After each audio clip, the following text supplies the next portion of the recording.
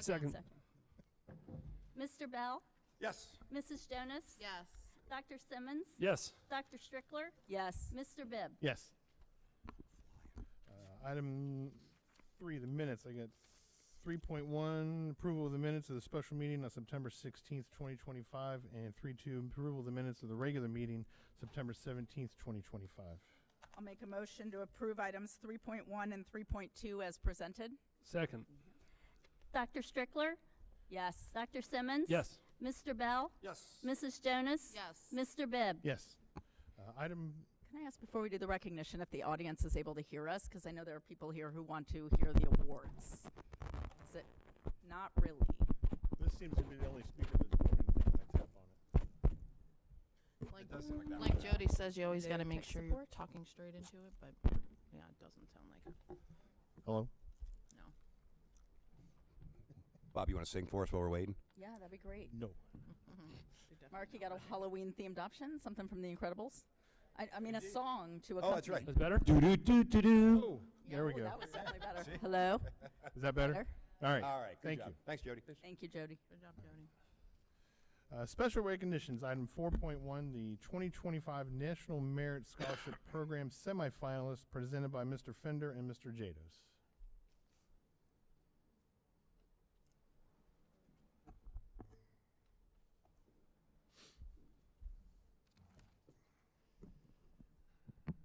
Good evening, everybody. If it's okay, we'd like to recognize commended and semifinalists at once for the sake of time, if that works.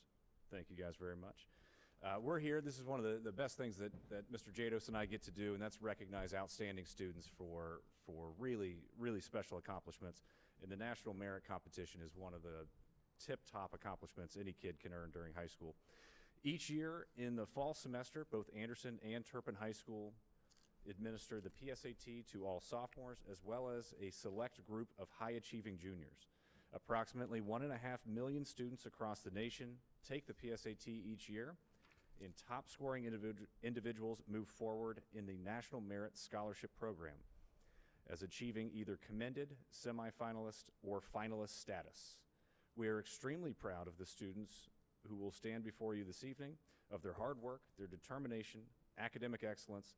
We are so thankful for their parents and many of the schools in the school district that help contribute to their success, and along with all of those in the community that have helped them get to this point this evening. So parents, teachers, everybody that played a role in this, thank you for all that you've done over the years to guide, instruct, and teach and affirm with these students the importance of hard work in the classroom. We're about to recognize some truly incredible students. Only 50,000 students qualify as commended status, representing the top 3% of all students nationwide who took the exam. They are leaders in the classroom and are highly involved in other activities throughout the building. The following students have achieved this status. I will call your name and you will come up in a fashionable way. I had to make a larger sheet so I could read everybody. All right. And I know we have about half of us here, I think, or maybe a little bit more. Phoebe Baldessari.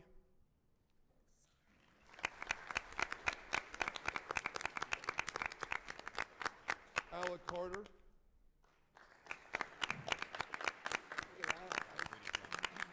That was snazzy. Just don't hurt yourself. Bodie Hale.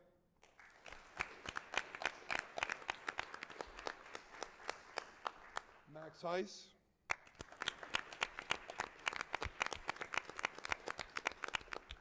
Allison Martin.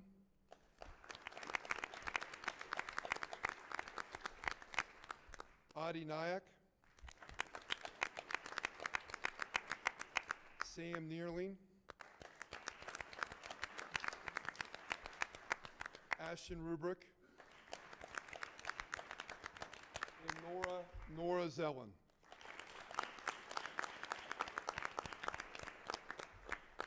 All right, thank you, and we'll have some goodies for you here in a second when we go back and take our picture. Okay? All right, thank you. Yeah, perfect. Congratulations. I think that was just the Turpin kids. Oh, okay. was gonna have the family stand up. 'Cause I think if I jumped like Alec did, I wouldn't get back up. I want to recognize the commended students from Anderson High School now. Please come up and stand to be recognized. First, Kendall Bailey.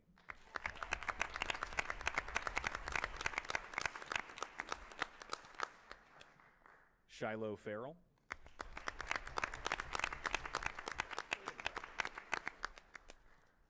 Samuel Lapthorne.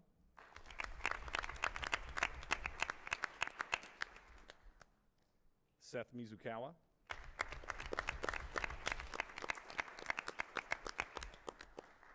Adrienne Potter.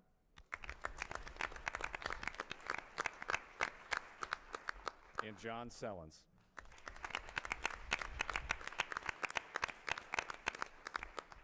These are your commended students from Anderson High School.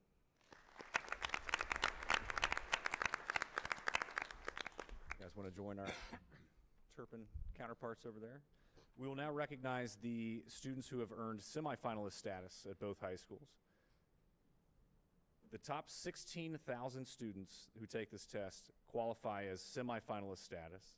This represents the top 1% of all students nationwide who took this exam.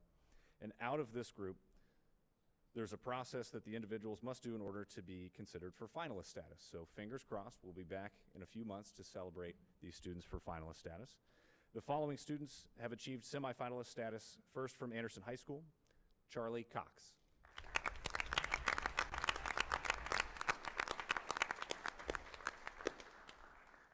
Hifsa Fatima.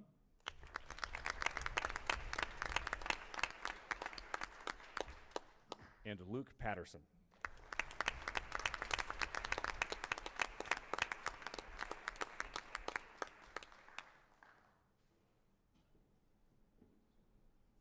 And now the semifinalists from Turpin High School, Matias Makoso Buedo.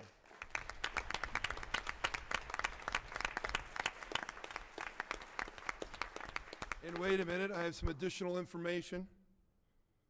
Oh, this can't, can this be right? Your score? How many did you miss? 10, 20? How many? Perfect score. How about that? Hi, Mr. Jados.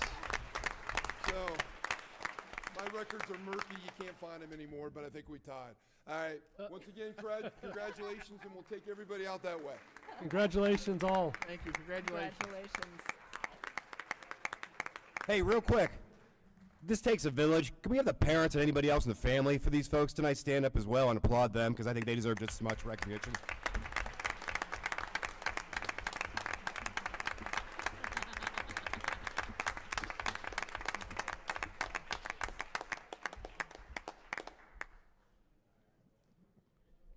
And they clear out. And everybody's gone. And there goes everybody. It's a quiet board meeting tonight. Except for our candidates. Look, it's 4 people running for the board. Yeah. The teachers person and there's Mary.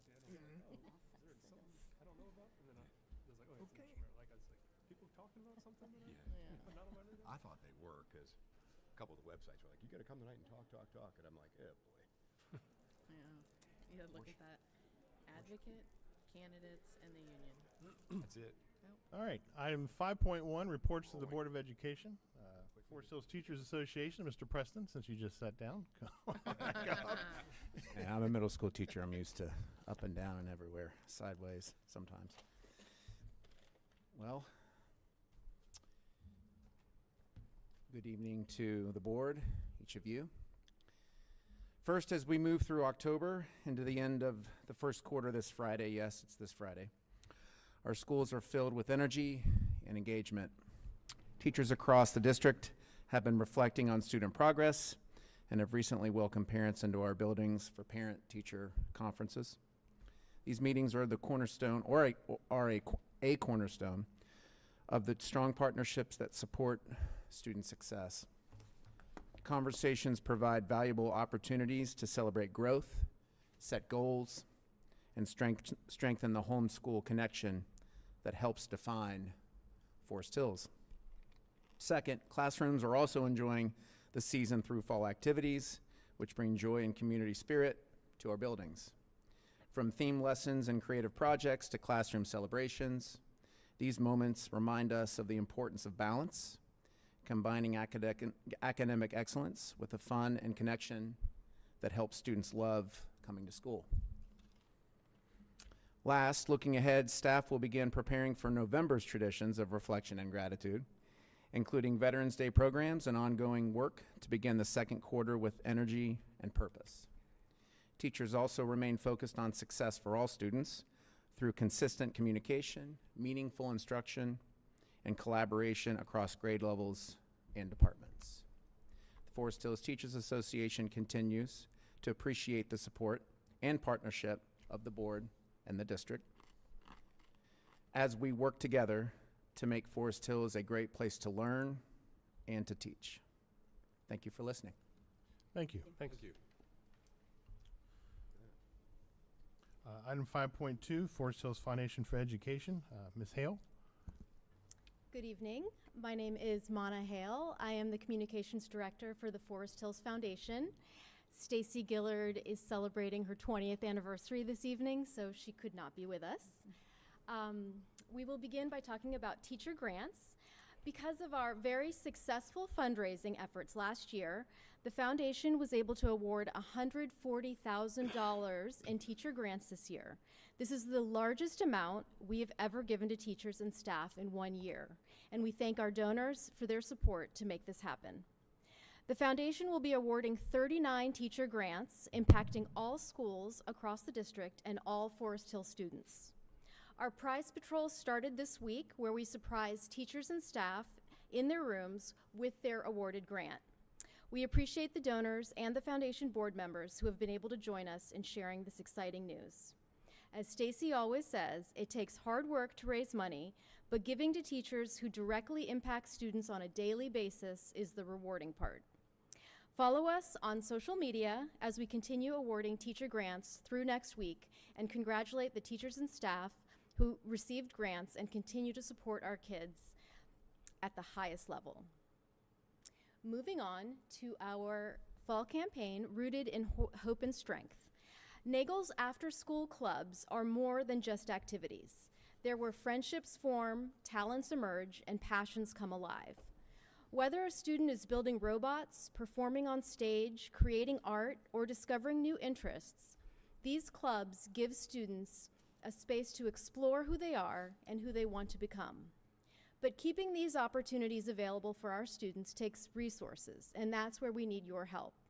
We have raised $12,000 of our goal of $20,000, and for every gift donated, you will double your impact. So, for example, $50 becomes $100, $300 becomes $600. This is thanks to the J.P. Hayden and Lois Hayden Family Foundation. They have provided this matching gift. And finally, what you've been waiting for, our fall party of the season, Denim and Diamonds. Yes, we are bringing back Denim and Diamonds for the second year. We invite all parents, community members, Forest Hill staff, and individuals who believe in supporting public education and our kids to this amazing party. It will be on Saturday, November 15th at Belterra Park, same place as last year. Entertainment will be provided by the same entertaining group. I'll just give their initials, NKG. It was a ton of fun last year, and space is limited. Last year we did sell out. We are in the early bird space of our sales right now. That session will end on November 1st, so get your tickets today. All funds raised will directly support Forest Hill students. Thank you so much. Thank you. Thank you. Thank you. 6.1, Superintendent Updates. Mr. Hook? Larry, round the clock. Thank you, Mr. Bibb, and the rest of my board here. Just wanted to, last time we talked about going over the enrollment projections. I do want everybody to know the actual detailed copy is in on the website. So we had one little piece corrected, so it's all fine now, up and running, good. So if you haven't seen it and you really need something to go to sleep with, that might be one of the things you might want to read. But it's really a critical piece for us. And I'm going to kind of do a 10,000 foot view of it. And why we do it is just, it's pretty simple. We need to know what our trends are, what's happening. Certainly they look at the country as a whole, what's happening with the enrollments and population trends, state trends at about 7%, increasing over the next 10 years, or decreasing over the next 10 years. We're decreasing less than that, about 4.7 to 4.9%, somewhere in that range. I also want to talk just a little bit about the methodology that was used in this Think report,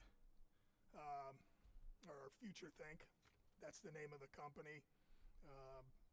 Overview of some of the main district projections, including some of the school-specific pieces that I think are pretty important. Key takeaways and what's next. So,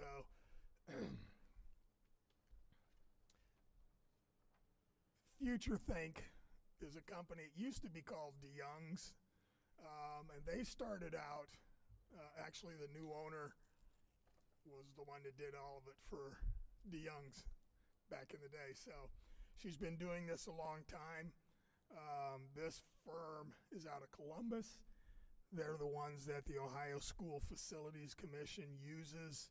Every school that takes advantage of that funding through the state has to have this done. And so they're pretty good at it. So this has been going on since 2006. We went over it and actually had Tracy on Zoom for a special board meeting just to be able to look at it, talk about it, see where, answer questions, that kind of thing. I think what's important to understand is it's just not one thing. It's all of these pieces that they put together, the historical enrollments over the last 10 years, which we provide them, which is in our EMIS numbers, and enrollment trends from the state, county, and our specific area. They look at that as well. Live birth rates. And that's really used heavily for projecting kindergarten enrollment because there's no cohort that's matriculated through yet. So they go back 5 years, see what the birth rates were, and they have a calculation to project. Population estimates, again, based on state, county, area, zip codes, as well as economic trends and what's going on currently in terms of population and growth. Housing information is more specific to the county and then to our area based on zip codes and based on some of our, actually where our elementary buildings are. It goes that down, it kind of goes down into that particular area. And that's, again, it's all in the online version, so you can see that. They look at building permits, etc. How many are actually going up, apartments, estimates of how many kids are impacted by a single-family dwelling versus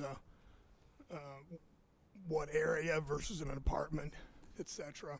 Survival ratios, again, I already mentioned, that's kind of the matriculation. Once you get into the school, then they start tracking that group of students all the way through 12th. And how many kids are going from second grade to third grade? If we lose 10 kids and we gain 10 kids, it's flatlined. So they use that. So it's a formula that they use. That's a little bit of a copyright thing. They don't tell me exactly how they're doing that. But that's kind of the piece to it. And like I said, if you like data, this is fun to look at. So, it really is. This is the thing that I I pulled this out so that we didn't have to go through each building. Just tried to put it, it's all in there, building by building. Okay? I put the ones in green. Those are the buildings that are going up. Preschool by itself is going up to a net change of 25 over the next 10 years. Where air, you can see the number from last spring, 10 years forward, using the methodology, losing 56 kids. And you can see it right down the row. Obviously, Sherwood and Summit are growing. The Sherwood number, if you add the Sherwood 12 to the 25, because our preschool is entirely in Sherwood at this point in time, okay? And you can see Wilson at negative 13 kids. Now, obviously the one that sticks out, you go, oh, look at air. My goodness. Well, this was over 10 years. Right. So it's 5.6 students we're losing. We have how many grades? Kindergarten through 6, 7 grades. It's less than a kid per grade. So is it enough to absorb? In the data world, that's not so significant. You can say, okay, let's combine Maddox and air. And I didn't say we're doing that, so don't take that away from that. I'm just saying our buildings are, can house about 600 kids. Well, look what you're talking about. Unless you're building some new building somewhere and have property I don't know where, you're not putting another 500 kids in any one building over into it. So you can kind of start looking and you start seeing some pieces here. Obviously, as you go down, you can see where those are. Nagel is still a large building. It's only 2 grades, but, it's still pretty high number. In 10 years, you lose 65 kids total. Anderson and Turpin are going down as well. Again, there is an uptick over the last few years in private schools. And the other one that's big is homeschool. Right. Homeschooling is only some. is hitting people. Part of that is all you got to do is say, I'm homeschooling. I can't approve it or deny it. I just have to say, yep, we got your stuff. And then if the kid comes back into the school system, we have to figure out what you don't have. It used to be you had to ask for approval from the superintendent. You'd look at the curriculum that you were going to share with your child. And there was some kind of checks and balances at the end of the year. How did you do? Are you progressing? Okay. They've taken those off. So How do you figure out if somebody's homeschooled and they come back in? How do you figure out what grade they're supposed to be in? we have to. Is that the big? Oh yeah, that's $1 million question. That- That depends on that's the how question long at the they've end of been the day? out. Correct. Now we can test. I was do going to say, some is there like a standard entrance exam? or if they have a portfolio. Depends on how robust their homeschooling was. Okay. Sometimes they'll have portfolios, they'll have writing samples, etc. Okay. Just depends on what grade they're going into. We have some ability to do some basic iReady Right. scoring Okay. and try to get a handle on where they're at. One thing I'm so proud of our staff is, regardless of when you enter into this district, we're going to take you to another level. We just do. We got great teachers. We got great administrators and support staff that really challenge our kids. And you saw it up here, some of this. That's some really rarefied air. Those kids are in. Yeah, I don't know how you do a perfect one. My goodness, that's Larry, in answer to that, don't homeschool students also have to take the Ohio State tests in Ohio? Am I wrong about that? I was thinking they were required to take our standardized testing, which would, if they were grades 3+, provide some knowledge of standards-based alignment. They can come in Is and that take it. accurate? They can come in and take it with us. Okay. We have to provide it if they want to, too. So Okay, I was thinking that was mandatory, because that would If be. they're a- homeschooled, do they that would not be a have to take a state standardized test? piece. No, I I don't thought think they, so. Do they? they don't? They don't, Okay, I was used thinking it was to. I didn't. Yes, Ah. you used to. Okay. Okay, Like I said, They just relaxed all those they're rules for whatever. just- great. I'm not going down there. but Lee, just and I saying, don't know if they that's relaxed the good, bad, rules. or indifferent. Time will tell. Time will tell. But that's kind of what we've all been dealt, you know, good, bad, or indifferent. The reason I just wanted you to see that because it's kind of unique. It's just it makes you think a little bit, and you look at what it is at each grade level. The key takeaways I think here are pretty important. I think the demographic studies are important, and even though this is a 10-year one, as I mentioned before, I think you need to do it again in 5 years. Every 5 years, that's pretty standard for at least when I talk to people in the field, because so much can change. Just economics, just everything. There's so many things that can impact it. So I would encourage the district to redo another one in 2030, because this was done in summer of 2025. So again, is the trends staying right, accurate? You'll see that initially, but if it's adjusted and moved, you'll get to see that as well. Obviously, the highest increase was in preschool, as well as Sherwood itself. Summit also had a nice gain. If you look back, Summit was at 18 additional students over the next 10 years. So why is that? I think it's important, and just remember that, because I think that's going to be some of the things that we have in front of us when we start looking at facilities. What does the future hold? Because, you know, right now Sherwood has added that another unit to that preschool, and so they've taken half of their media center. So they're out of space. And so now you're looking at growth. Now, that doesn't mean we have to do something today. Tomorrow, what we need to do is really start digging in and then what are our options? I'll talk about that in a minute too. Special education considerations. This is going to have a direct staffing impact. Why? Well, if you look at where the highest growth is, and I'm going to have Rob talk more about that in specifics when you see special ed, because he's talking about staffing. We meet staffing, I don't know how many times a year. It's way too many. But we do. We keep looking at where are our numbers, what does it look like for next year, what is it, how's that impact us? We have a range for primary schools, for intermediate, for secondary, and those are different based on research of when we're in the sweet spot with all of those. We're not light and not heavy, okay? So, and I'll let Rob do more of that, but just so you know, you're talking about a 61 to 77% increase in RISE, ESC, and our other health impaired students. These are some of our most challenging kids. And so the number of kids that you can have in that classroom is limited. And that drives staffing, where we've absorbed several general ed populations due to demands. We've reallocated to special needs.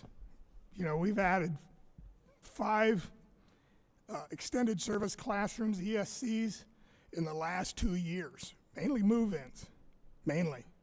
Okay, the extended services, ESC is probably tracks right along with the rise in autism. A lot of it has to do with, but they're behavioral in nature. RISE, again, behavior, children, and just they need other supports. Sometimes they're not out in the other classes, some are. It just depends on the individual. So I'll let Rob go into that a little more when he gets up here. The vast majority of our students, as I mentioned, once we get them, they stay. Really. We're really at a steady trickle down that matches our decrease in population. Now, does that mean it's going to stay that way forever? Well, if you know the exact answer to that, I want you to buy my next lottery ticket, because I don't know. It could. It might not. Depends on the economy. It depends on people that age out of buildings and who do they sell to. There's a lot with it. We have a very, just a destination, wonderful district that people in the area and around know about. Can I make a comment, though, on that survival ratio? Just a point that I found interesting was they were able to tell birth rate to kindergarten, though we have students in the district, only 50% of those choose Forest Hills. Oh, And then once they're in Forest Hills, they seem to stay. Yeah. Okay. And what happens too is, again, they use a lot of they start tracking 5 years before, and they start following it year after year to see how many roll in, and then what does that do as it matriculates through. So it's a combination of all those pieces. So it's a deep dive. You know, this is not something that it took several months, you know, to get this information. So, But what you're projecting really is the gen ed pop is going down slightly, but then special needs, Is behavioral, going, yeah. they're going up. regular population is going down like this, nice, slow, steady. Special ed's going like this. It's rising quickly. Well, and that's the curse and the blessing of being a Yes. destination district, especially from a special ed standpoint. Yes. People know how good of a job we do in special ed. I mean, and I'm not bashing, I don't want to name No. any other school district around, but you're like, where would you rather be, here or somewhere else, or go to Forest Hills where they know exactly what's going on. So it's a blessing that we're a destination, but it's from a monetary as well as staffing standpoint. Sure. Curse is not the right word here, even though we're in the Halloween But it season. creates challenges. It creates more of a challenge than you would be if just 5 quote-unquote regular education kids came in versus 5 special Exactly. needs kids come in. Like, it's a totally different scenario. Different, much different. And we're restricted. Obviously, there's a state standard for the number of special ed kids in a classroom versus the number of typicals. And then the second layer that you don't know so much, some of you do obviously, but it really depends on the individual kid. Yeah. You know, depends on the need factor and how many kids can actually be in a single classroom. And those all need a certified teacher. They all need a couple of paras. So, you know, that's really been where our staffing has gone up. So just, it's interesting. It's stuff that I think that's, as you look through it, maybe a different set of eyes, you see those things and it, you know. I want to add something too, Sure. Larry, real quick. We talked about this at the Future Think meeting, and I know it got brought up last month as well, but you know, there is this, you know, as we continue to battle for funds and we have levies and whatnot, there's a constant narrative that, oh, population at Forest Hills is declining. Why do we need to continue to support financially? Well, we've listened to levy presentations. We understand the state laws and related to collecting property taxes and operating expenses continuing to increase. But we directly asked if there was any evidence to suggest that students were leaving Forest Hills in large numbers for private schools. And the answer was definitively no. That the reason for the decline, there's a lot of factors, but birth counts and birth rates across the state and in our district was primarily attributed to it. They had in our district in 2009, 966 new births, and in 2023, there were 774 new births. So that's going to eventually impact the number of kids that are coming to our school. We saw in the data that Larry provided, in the projections, over a 10-year period, going to the 34-35 year, we're expected to decline in student enrollment by 334 students, which over 10 years and 9 schools is 3.7 students per school per year. And there's how many classrooms in a school? Right. 40, right? Yeah. So we're talking about like a fraction of a student per classroom. That's not over a 10-year period. So we're not losing students. As Larry mentioned, as students are, as the number of people collecting vouchers are increasing, it's not our students from Forest Hills going to get those vouchers. It's parents that were already in those programs or in the private schools using those vouchers. And our survival rates remain high, meaning when students start at Forest Hills, they're staying at Forest Hills. There's other factors, economic conditions, high interest rates on houses that prevent older families from downsizing and moving out. We have limited opportunities for new builds in Forest Hills. So it's not like we can have a huge influx of families moving in at a given time. So there's lots of factors at play here, but we're not hemorrhaging students to the point where we're like, oh, we don't need to support the district financially.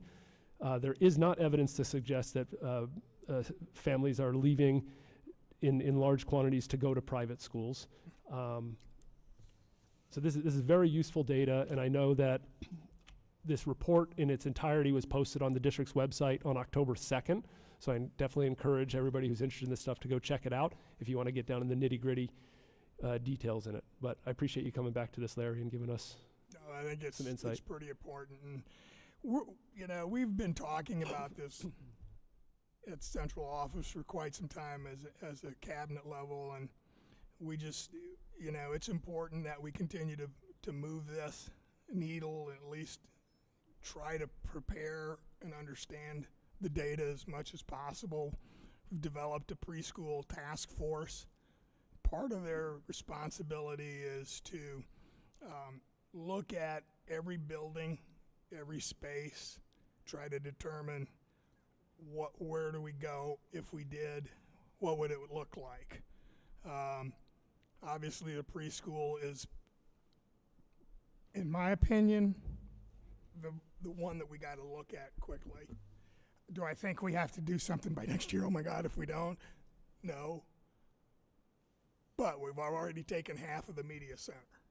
So what does that look like, and what are the ramifications of that? Because that's going to impact developing staffing levels. You still have the same number of kids, but and I understand why the district went to a district spot, one place. But if it's growing at the rate that they say, in a couple of years, we may have no choice but to break it. I mean, there are other options. Some are, I don't know about that one.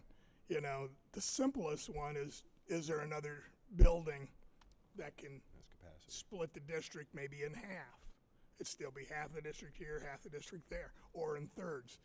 It's a possibility, but that's part of what we have to uncover and look. Some of the other pieces with that, I don't think we need another administrator with that.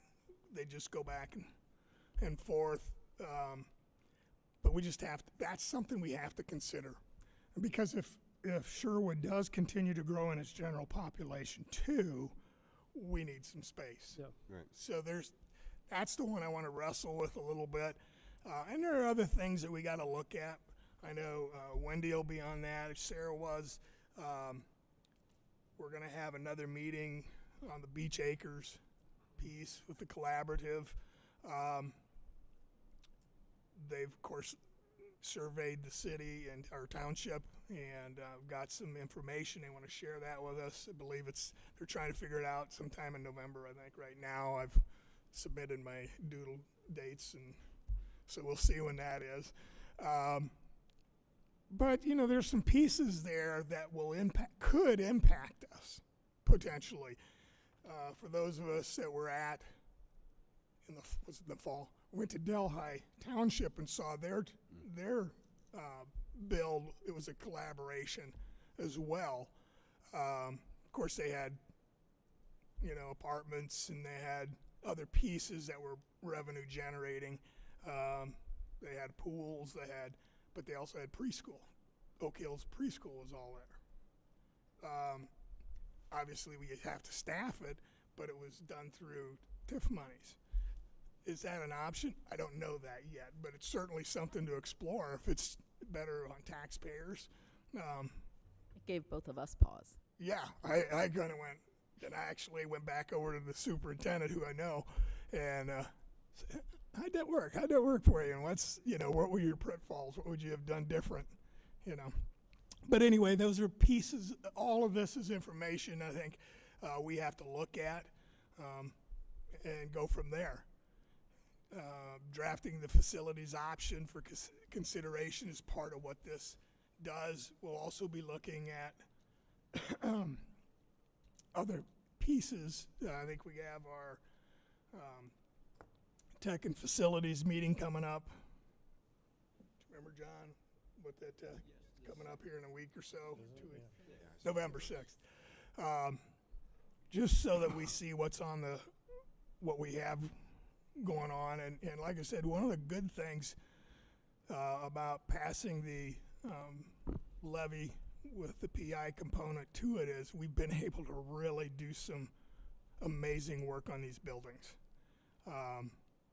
Our goal is to extend the life of these for as long as possible.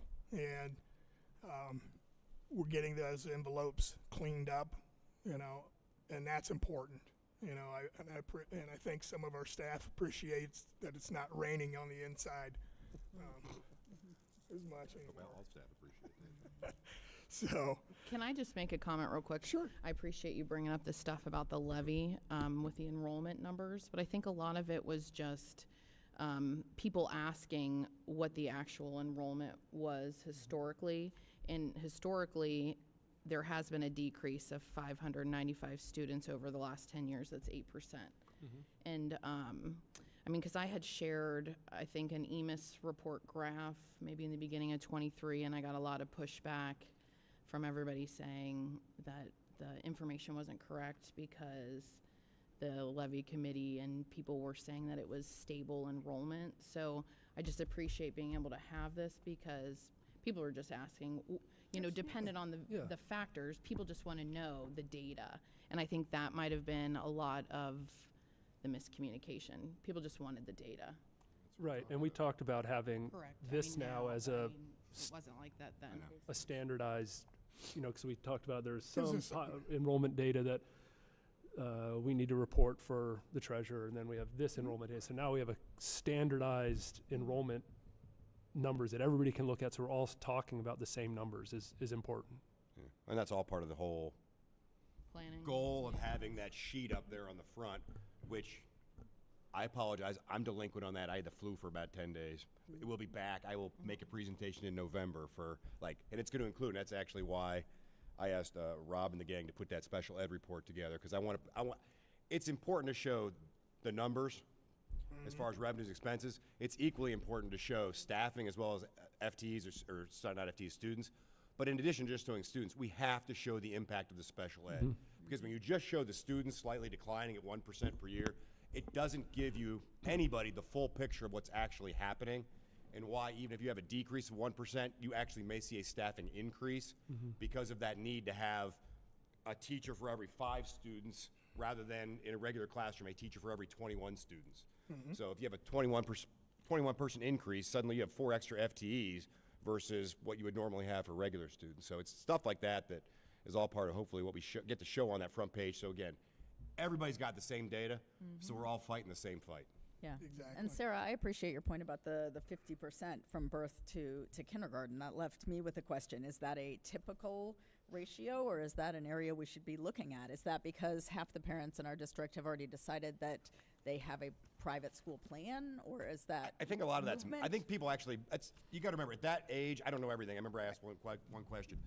At that age, between 0 to 5, you have a lot more transient families. Right. Because people are just starting their careers. So you have a lot more folks leaving the district during those first 5 years. So I think I don't want to say the 50% is not the right number because I'm sure they've done the math, but I think you have a lot more folks leaving the district, not just choosing private Another schools. option, So I mean, right. we could certainly ask that question as a follow-up. But for- it's based on, you look at the, what is it called, the census data? Oh, yeah. For the different ages, and then you can tell based on the enrollment number. That's how you're able to tell that. You are, but I'm Yeah. just saying, like, there's Yeah. a lot underlying that number that Sure. I don't know that we necessarily know the answers to. So it Well, may be one of those that's my follow-up point. If we questions. wanted to dig deeper somewhere, and if Yeah. there was an area to look, because again, Absolutely. once students are here, they stay for the most part. Then is it a Right. matter of getting What, them what in the does that door to see what 53% they or what's that number they've really got? mean? Where are we going to put all those extra students? Uh, Larry was the- wanting to combine Maddox and Ayer, he Oh, said. shoot. Stop it, Jason. I did hear him go on record with that. One high school.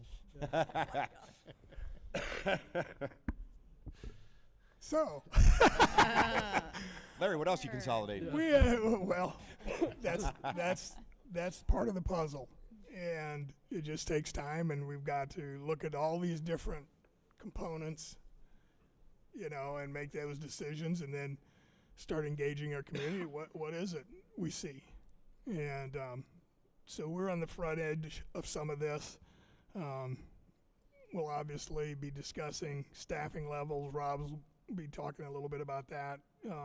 General financial, you know, and operational discussions. Again, we usually start those in our committee and then bring them to the full board. Like I said, long-term planning is okay. Then, based off of what we know, what's the best move forward once we have as much information as we can. And that could be in academic programs. Things can change. You know, athletics, special ed, what is it we have to do and what's on the horizon. And so a lot of stuff going on. There's going to be a busy spring. So with that, I'll be quiet. All right. 7.1, procedures for public commentary. We have one speaker. The board is committed to conducting its meetings in a productive and efficient manner to assure that the meeting is completed in a reasonable amount of time, while also recognizing the importance of fair and adequate opportunity for public input. In order to conduct an orderly and fair representation of expression, the board will provide a period for public participation per policy PO 0169.1 at every regular board meeting. Public participation will be a total of 30 minutes. Each speaker will have a 3-minute time limit. If there's more than 10 speakers, then individual time will be adjusted down to fit within the 30 minutes. The board does not discriminate based on individual content of the speech or viewpoint of the speaker. If several people wish to speak on the same topic, the time limit may be adjusted at the president's discretion. Speakers should be prepared to respond to questions from the board members seeking to clarify the issue. The one speaker, Mr. Jeff Nye. Thanks, Bob. Jeff Nye, 1000 Eversole. First, it's great to see the students here being recognized as National Merit Commended Scholars and semifinalists, I think it is. Just a tremendous achievement, a lot of familiar faces. And I know they've all left at this point. But I think we have one proud father left, I think, and one proud aunt. So I commend all of the students and parents and so on. Just wonderful. What I wanted to say today was there's recent news of significant layoffs at the Department of Education, in particular the office that's in charge of enforcing and administering the Individuals with Disabilities in Education Act. And I guess I hoped we would have heard in the superintendent's report something about what that might mean for the district. Don't think anyone really has a great sense yet of what that does mean, but it's happened. It's not a prospect at this point. It has happened. And so what is the plan to make sure that that doesn't interrupt the supports and the services we're getting for our students and families? That's all. Thank you. Thanks.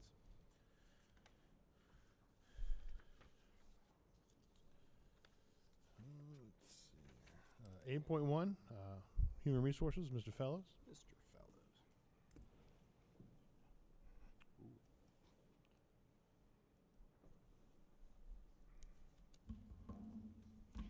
Good evening. Mr. Bell, I can tell you this is the extent of my dress up today, and it is courtesy of Dr. Charles Ogden over there. It has been documented in my serious injury journal. Understood. there are two items under HR this evening. The first is the FTE update, and the second is the standard monthly report. I'll start with the first. Preview on the second is that'll be an action item before we get to the consent agenda. So as Mr. Hook alluded to earlier, I'm going to dive in just a little bit and give a truncated version of what Sarah and Wendy had the pleasure of listening to last week.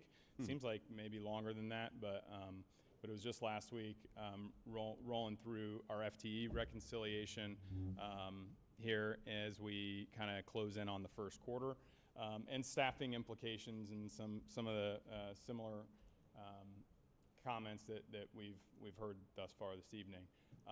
First and foremost, I just wanted to kind of do a bit of a hiring recap, and in thinking back as early as kind of the February, March timeframe, we kind of gear up our staffing conversations. We get our high school course requests in. It's a little bit different at the elementary level because if you're in the 3rd grade, you're probably going to be in that 4th grade, and we know, generally speaking, what those sections and class sizes and average student-teacher ratios are going to be. But as far back as March, February, March, we started gearing up for this school year. Since that time, we've hired 34 new certified employees, 6 new administrative employees, and 34 new classified employees. Now, I'm saying new, that's not new FTEs across the board, of course. They're new individuals within the organization. Just felt like it would be maybe helpful for the board to see, the breakdown on just classification within those groups. On the certified side, 29 teachers, 10 of whom are intervention specialists. 1 behavior specialist. The board will recall we brought Kaylee Royster in-house. We'd been contracting full-time with her through the Cincinnati Center for Autism. We have the opportunity and are certainly enjoying that right now. I know Kaylee has really gotten into the fabric of the organization, and we get to, rub elbows with her a little bit more and exercise a little bit more control than we do when we contract out. And so that has been significant. I know she's working very closely with Ali and his team as we talk about increasing trends in certain behaviors and some needs within special education as well. SLP coming in, school psych, school counselor, and a student support advocate. That position is designed to work with some of the most at-risk students at the secondary level, and this is a position and an individual who worked previously for the organization for 2 years under the ESSER-funded position prior, and he's been out and he's back this year at Anderson helping in some very tangible and solid ways. On the administrative side, a couple coordinators, APs, and an AD over at Nagel, whom you've all have met. On the classified side, 23 paraprofessionals. Obviously, the overwhelming majority of our folks on the classified side were our paras. And I wanted to call out the historical just so that you can kind of understand it's not just in isolation as we look at 29 teachers, 10 of whom are ISs, and 23 paras. But if we go back not so far into the past, we can see, real significant trends and upticks on the paraprofessional side and the intervention specialist side as well. And I want to emphasize, number one, we work through these adjustments in our staffing model to the greatest extent we possibly can. I want to give a huge shout out to our special education and our teaching and learning department because, when we think about that volume of intervention specialists and paras coming in, it's a significant shift in terms of the makeup of our staffing model. You'll see in a bit, I'll kind of share the FTE count, and on the certified side, there hasn't been significant fluctuations in our FTE count on the certified side. What we've been working through over the last several years, really since kind of the 2021 time period, has been taking that fine-tune approach with respect to resignations, retirements, and really leaning in on whether we have the opportunity to shift or reallocate FTEs in other areas of support. And we have, by and large, been able to do that, although I don't want to miss the impact that 45 new intervention specialists in 4 years has on an organization, and similar kind of volume on the para side, significant. And it's not gone without efforts at professional development and partnerships with local universities on the para side, and some intense training, and more training from our special education team. Rob, are we losing, is it burnout? Or is it just that hard of a job? Or are they finding better jobs somewhere else? Great question, and it actually speaks, it's like you saw the slide before I got there, but the retention data, I thought it might be helpful for you all to just kind of have an overview of where we are just in over the last year, coming into this school year, with 6 new administrators. It's an 88% retention, okay? On the certified side, 93% retention there, and you can see the breakdown, 20 of whom were resignations or retirements, and then 15 resignations. Now, 4 not returning after a leave of absence, a handful of folks moving out of state, and we'll have the occasional that might move to another location, but by and large, that is not what our exit survey results tell us. The sky is not falling in that sense. 93 to 95% by all metrics is like industry standard in terms of a retention rate. Is that pretty consistent over the last 4 or 5 years? I'd have to go back and before I could comment on that, but I would imagine we've been fairly consistent across the board here. Similarly, on the classified side, with an 88% retention rate, significant chunk of the transition in new personnel is on the para side. And again, a little bit of a flip-flop on, people resigning more out of the classified side as opposed to finishing out their career and retiring, and that being the largest transition.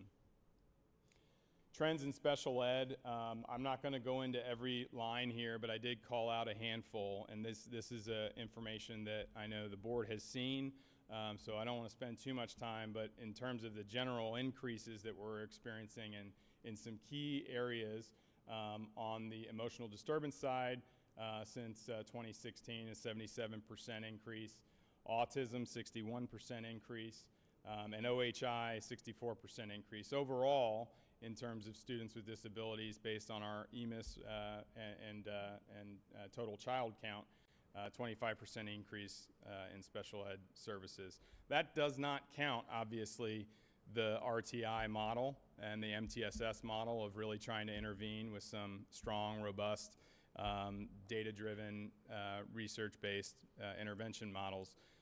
So there's it's only a part of the puzzle, but it is noteworthy, and it's definitely something that, I would be willing to bet, though I wouldn't want to necessarily say with full confidence, but I don't think this is incredibly unique.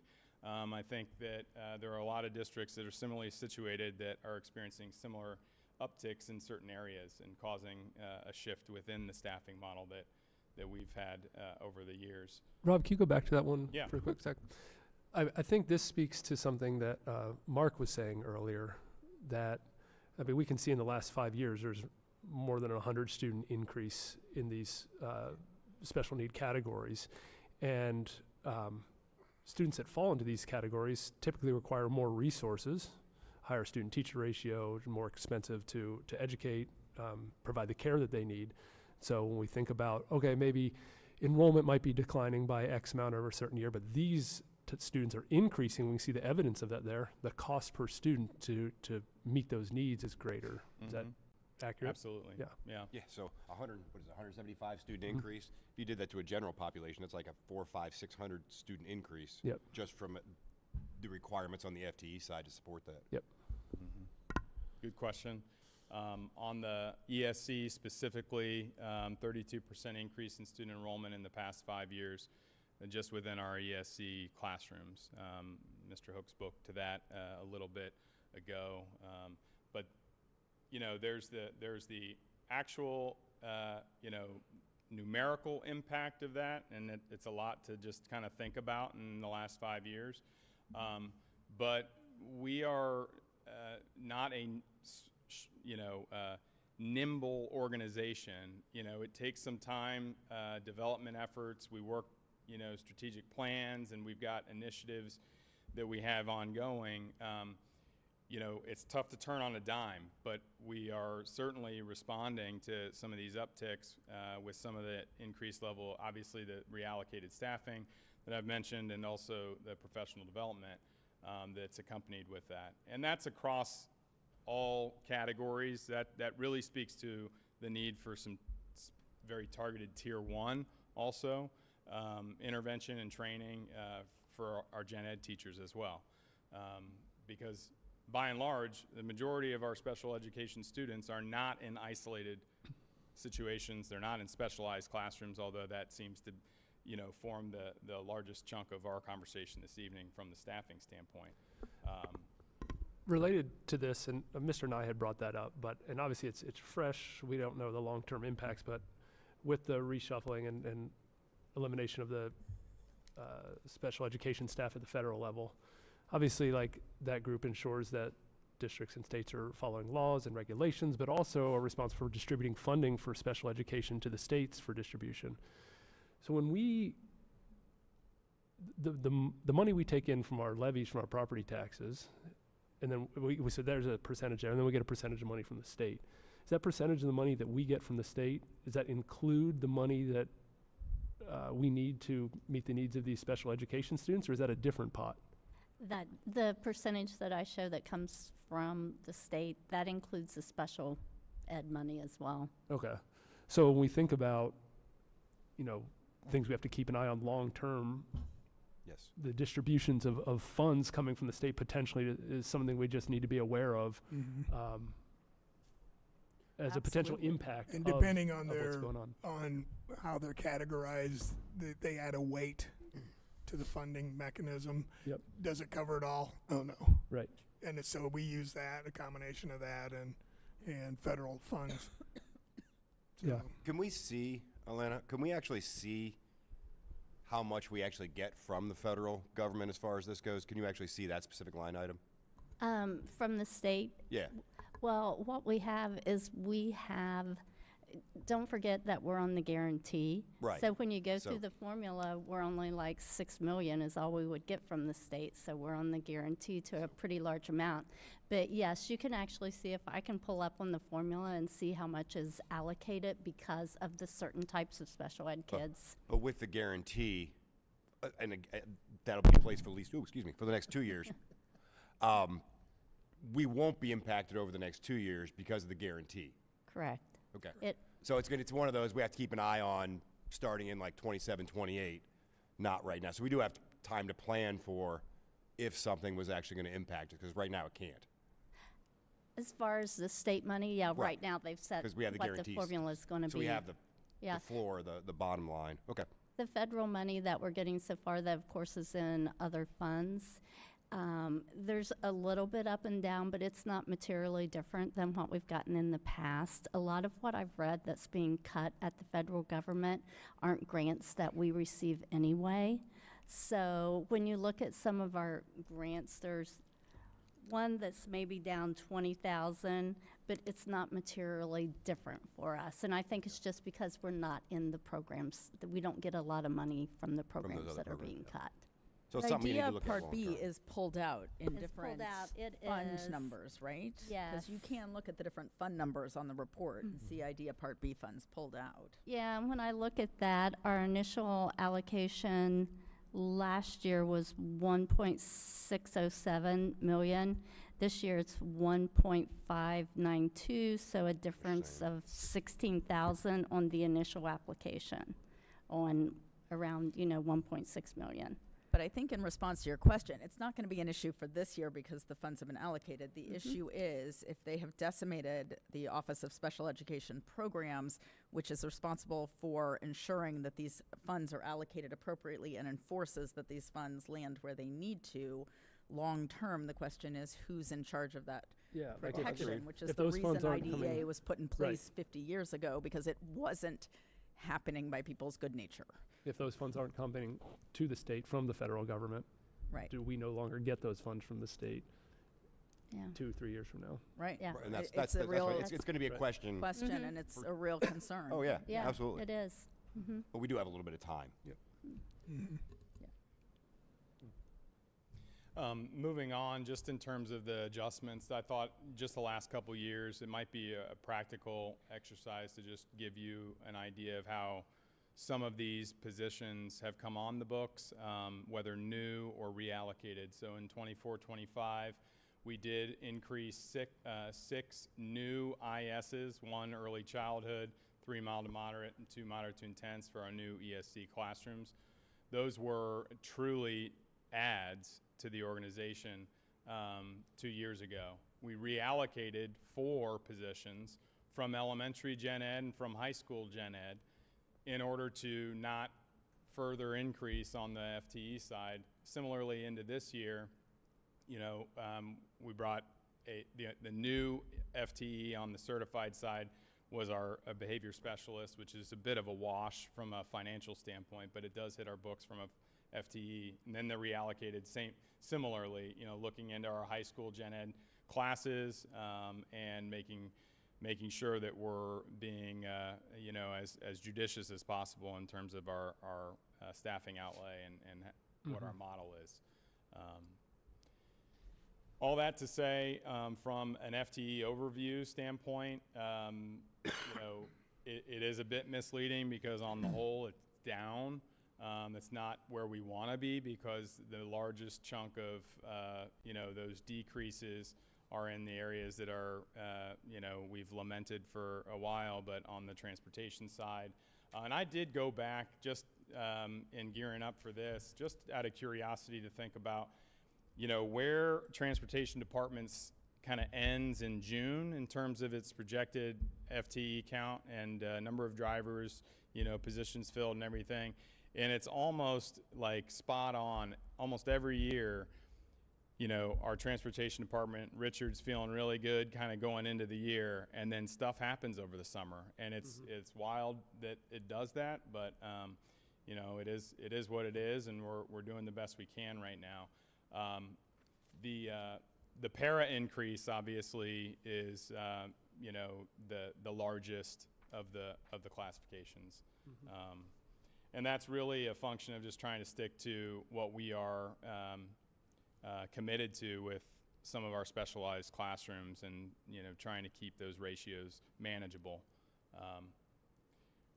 And then this is just a glimpse as of last month with updated enrollment figures in terms of our elementary model and our class size targets, at least on the gen ed side. Certainly not the full scope of things. I would point out that, and I think Mr. Hook mentioned this, but with respect to that demographic study, I did run the projections through this model, and kind of scoped it out over 10 years. And on the gen ed side, it is of no material impact in terms of the projected student enrollment. Questions? This chart showing that the average 6th grade class size at Summit is 29.3, 29.3. but at these other schools it's 20. I mean, that's a massive difference. When you dig in, you'll find you're trying to reallocate one section or add there, then all of a sudden, when you got 6 buildings and you've got, numerous sections, it doesn't shake out. Historically, has that been a trend at Summit with the 6th grade? That bops around, honestly. Last year, 2 years ago, was Sherwood, 6th grade. Okay. Air last year, 3rd. The whole thing, you have one red. I'm like, But I also get your point, Jason. It's I not feel high one, enough but that I'm it like, warrants another to have teacher. one throughout all the elementary schools, I think speaks to your guys' ability to maintain that correct allocation per classroom. Because it's only 3 classes of the 6th grade if Yep. they did 4. Right, you end up with 18 per You could have class 18 and- per class, right? And at a 6th grade level, 18, I mean, if it's primary, that's a different ballgame. We would Right. want to see it down at 18. Right. So Can't justify it. there,